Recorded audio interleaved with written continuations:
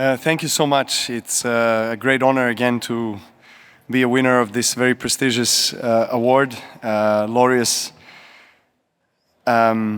organization was founded 25 years ago on the premise and with the mission that sport has the power to change the world. Johann Rupert, Nelson Mandela combined believed in that mission and believed in that phrase and the power and the values that sport stands for. So of course, it is completely different kind of award from any other award that I have been receiving in my career, because the award for the best athlete or any other award really tonight has been voted from academy members. There's I think 68 or 69 academy members, all legends of their respective sports, champions that really understand what it takes to master your craft or to achieve certain great heights in your sport. So that's even a greater honor.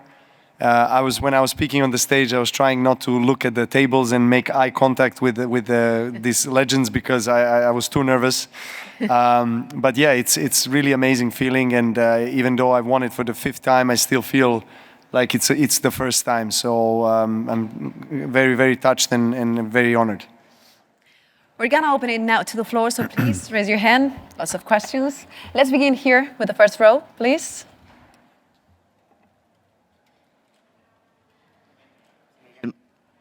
José Miguel Márquez for El Generacional. Novak, hello, congrats for your new award. In your opinion, how is your legacy to young people in and out of the court? Thank you.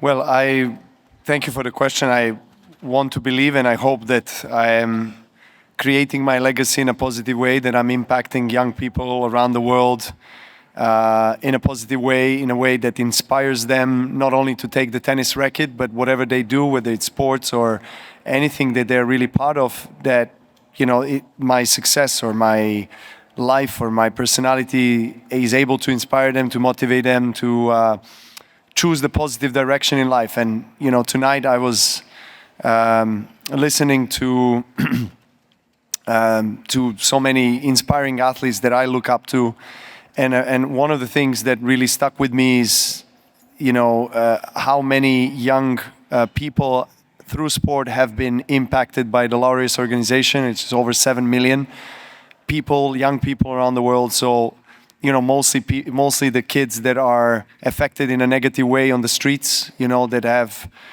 different challenges, violence, and sport has given them another opportunity, is giving them a way to really go against those social challenges and ills that the street represents. So sport really unifies. Sport sends the message of peace, respect, and that's what all of us, you know, that are part of the sport, we really want ultimately. Of course, you want to win awards, you want to create your own story, your own legacy.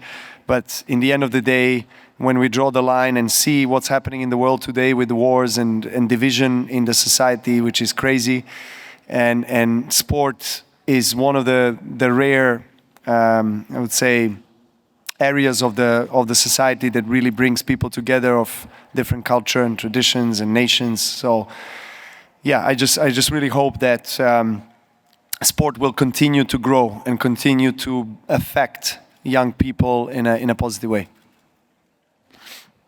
Next question on the left, please.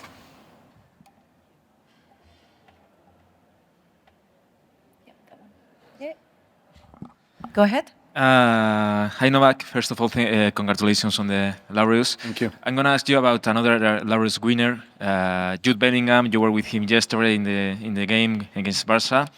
Why do you think he's making this impact in the sport and in Spain? Thank you.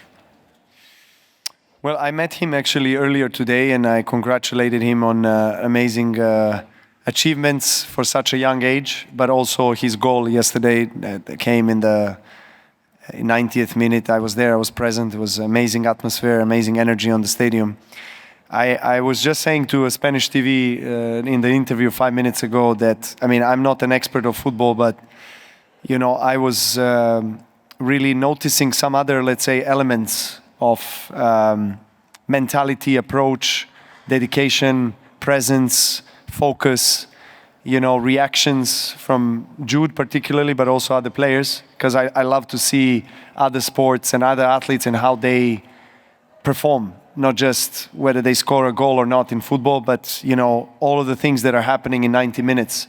So he was, what I was impressed with is that he was like always trying to make these runs, and he was not getting the right balls, and he was getting a bit frustrated, but then he was waiting for the right opportunity. He was serious, professional, dedicated, patient, and believed that the chance will come, and it came in the right moment, and he decided the game. So, and he's only 20, so that's a feature or a characteristic of a great champion.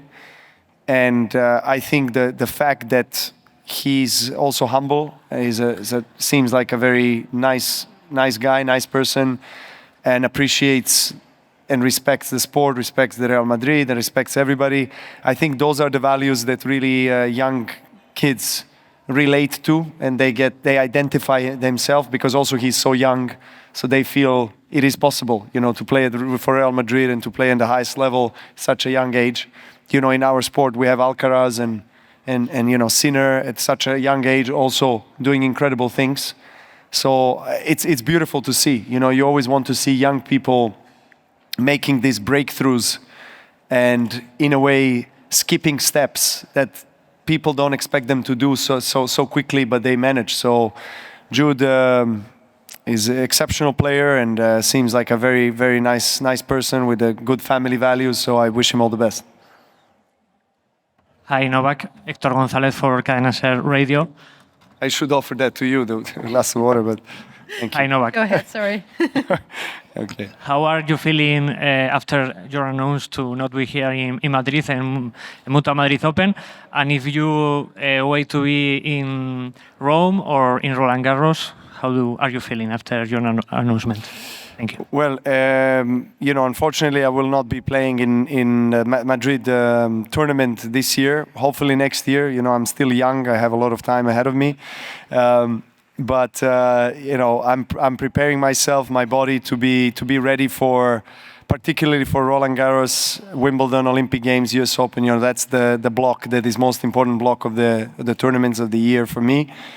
I'm intending on playing in Rome, so I hope I can be there. I can play, get myself ready. This year has been a bit different for me. The start, still finding the best level of tennis, and hopefully that can come in Roland Garros. In the center, please. Hi, Novak. Nice to meet you. I'm Hector from Mexico High Sports TV.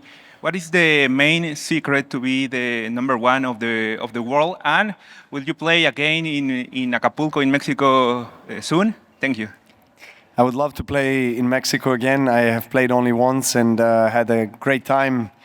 I was very surprised with how popular tennis is in Mexico, so I can't wait to go back, maybe even next year, let's see. It's hard to say there's one thing or one secret to be #1 in the world in our sport. It's a very demanding sport. It's an individual sport.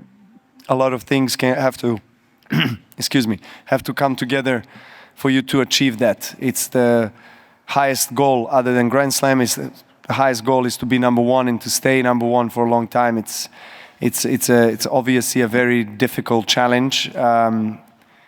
It doesn't depend, I guess, only on you. It depends also on the surrounding, the team of people that you have, the kind of a methodology of training that you have, recovery, how well are you able to perform, for how long, how well are you able to keep your body and mind fit and sane.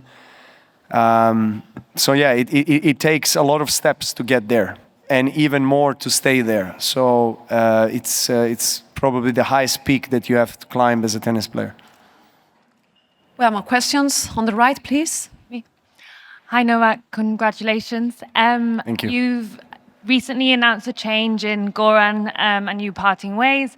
I wonder, are you actively looking for a coach? And if not, would you consider... Are you available? Would you consider doing a Nick Kyrgios approach and not having a coach at all, just coaching yourself? Oh, I thought Nick Kyrgios as my coach, so I misunderstood. That would be good as well, but Yeah, I don't know what would be better, me, his coach, or he's my coach, or yeah. Yeah, I am considering that as well. You know, I'm considering whether, you know, I should or shouldn't have the coach. I'm considering different things currently, but, you know, I had a really good time with Nenad Zimonjic as my coach in the last 3 weeks. So, you know, we're talking about continuing and seeing, you know, let's see, you know, I'm going to make the decision in the next period.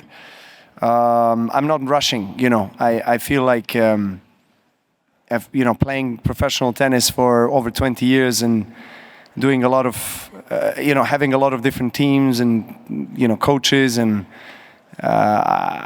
it's not like I think I don't need a coach at all. I think there is always value in having a quality coach and quality team, fitness coach, physio, mental coach. I think it's all important because it all creates a formula for success, and it helps you perform better, train better, recover better, stay on the top for as long as you possibly can.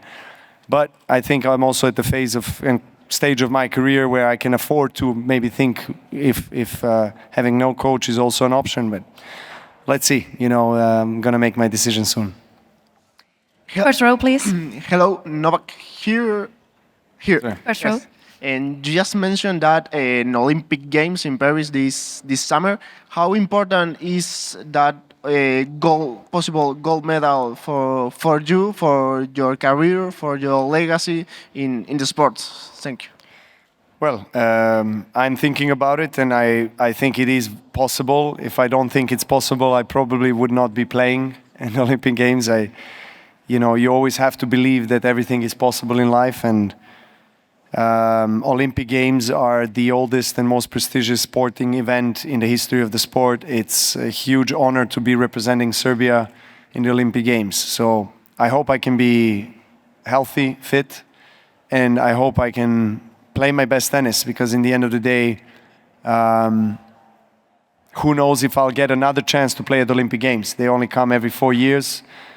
I said recently that I would really want to play at least till LA Olympic Games, but you never know, you know, at this stage what can happen or how far I can go. So I'll try to use this opportunity as best possible. On the left, the standing man, please. Hola, ¿qué tal? Novak por aquí. Javi Gómez, Cadena COPE. Creo que me entiendes, que me puedes contestar en castellano. Claro. Otro de los premiados hoy ha sido Rafael Nadal y su mujer por la Fundación Rafael Nadal. No sé, aquí en España tenemos mucha nostalgia cada vez que le vemos volver a una pista de tenis, cada vez que intenta volver a practicar el deporte que le mueve por dentro y que mueve a todos los españoles. No sé si a ti también te da nostalgia, si te gusta, si te emociona cada vez que Rafa Nadal vuelve a intentarlo, vuelve a intentar jugar al tenis. Sí, tengo yo también.